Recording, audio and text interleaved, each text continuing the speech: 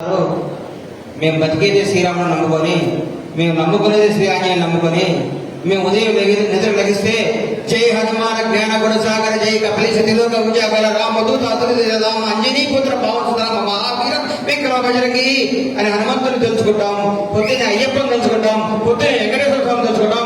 ముస్లిం సోదరులు వస్తే నమస్కారం పెడతాం, క్రిస్టియన్ సోదరులను గౌరవిస్తాం, ప్రతి మతాన్ని గౌరవిస్తాం, ప్రతి ఒక్కరిని ఆదరిస్తాం. మాకంటే హిందువులు ఎవరూ లేరు, మీరు హిందూ పేరు చెప్పుకుంటున్నారు, మా అనుగుణంలో మా రక్తంలో హిందుత్వం ఉంది, కాంగ్రెస్ పార్టీ హిందూ పార్టీ అని చెప్పారు.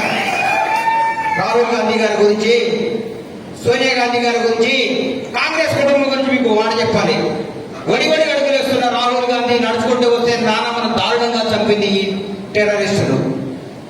బాధల్లో తట్టుకొని బయటకు వచ్చి కాలేజీ పోతుంటే అమ్మ ఫోన్ చేసి నాన్నను సిపిఎం ముద్దూరులో ముక్కలు చంపారని చెప్పింది. అన్ని కష్టాలు తట్టుకుని నిలబడ్డాడు రాహుల్ గాంధీ. ఆ కుటుంబం కాంగ్రెస్ పార్టీ దేశానికి ఎంత సేవ చేసిందో మీకు తెలియదా? కాంగ్రెస్ పార్టీ దేశానికి ఎంత గెలవడిందో మీకు తెలీదా? ఎన్ని ప్రాజెక్టులు కట్టిందో మీకు తెలీదా? ఎంతమందిని ఆదుకుందో తెలీదా? భారతదేశానికి స్వాతంత్రం తీసుకొచ్చిన party Congress party. Doctor Ambedkar ఆశయాలు నిలబెట్టిన పార్టీ కాంగ్రెస్ పార్టీ. భారతదేశంలో ప్రపంచ దేశంలో భారతదేశాన్ని పట్టాన్ని తీసిన పార్టీ కాంగ్రెస్ పార్టీ.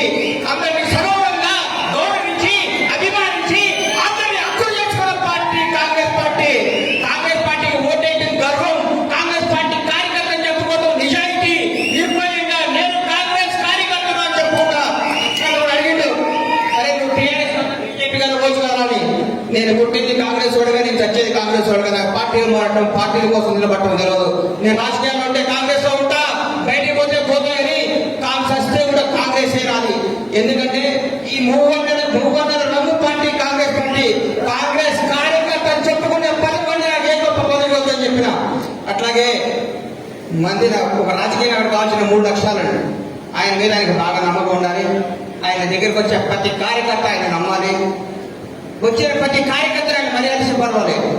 ఈ రాష్ట్రంలో, ఈ తెలంగాణ ఆంధ్ర రాష్ట్రంలో నేను చూసిన క్యారెక్టర్, క్యాలిబర్, నిజాయితీ, నిబద్ధత, సంస్కారం, చదువు, మర్యాద, మంచితనం అన్ని పుణ్యాలు పుచ్చుకున్న దొడ్డిన చంద్రబాబు గారు చూస్తే నాకు అనుభవం ఉంటుంది. నిజంగా నేను చెప్తున్నా, మీ గుడికి ఇప్పుడే అన్నవాళ్ళ ఊళ్ళో గుడికి పోతే దర్శనం చేసుకున్నా. ఇట్లా వచ్చా కదా దత్తాత్రేయ స్వామి చూద్దామని పోయినా. ఆ ఊరు జనం మీ తండ్రి గారి గురించి, మీ కుటుంబం గురించి వాళ్ళు మాట్లాడుతుంటే నా కళ్ళలో నీడొచ్చింది.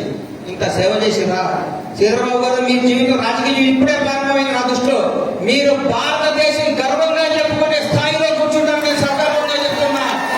అలాగే పెద్దల వెంకటస్వామి గారు ఇందిరమ్మ సమకాలికులు, ఇందిరాగాంధీ గారితో పనిచేశారు, మహానుభావులు. ఆయన ఎక్కడున్నా గర్వంగా ఉంది. నా మనవడు కాంగ్రెస్ పార్టీ ఎంపీగా పార్లమెంట్ లోకి వస్తున్నాడని దివినున్న మనవడు చూసి ఆనందపడే రోజు మీరందరూ 1,00,000 ఓట్ల మెజార్టీతో మన వంశీ గారిని గెలిపించి సగర్వంగా వెంకటస్వామి గారి సేవలు గుర్తు వాళ్ళ తండ్రిని, వాళ్ళ పెద్దాన్న గారు వాళ్ళు చేస్తున్న సేవలు గుర్తుంచుకొని ఆ బాబుని మీరందరూ దీవించి పైకి పంపించాలని కోరుకుంటూ, ఈ అవకాశం ఇచ్చిన మందరికి, ప్రజలందరికీ, పెద్దలు చంద్రబాబు గారికి, వివేక్ గారికి, వేదిక మీద అందరికీ నా హృదయపూర్వక కృతజ్ఞత తెలియజేస్తూ సెలవు తీసుకుంటున్నాను. జై కాంగ్రెస్. అస్సాం గుర్తుకే, అస్సాం గుర్తుకే, అస్సాం గుర్తుకే. రాహుల్ గాంధీ ప్రధాని కావాలి, మన డాక్టర్ వంశీ ఎంపీ కావాలి.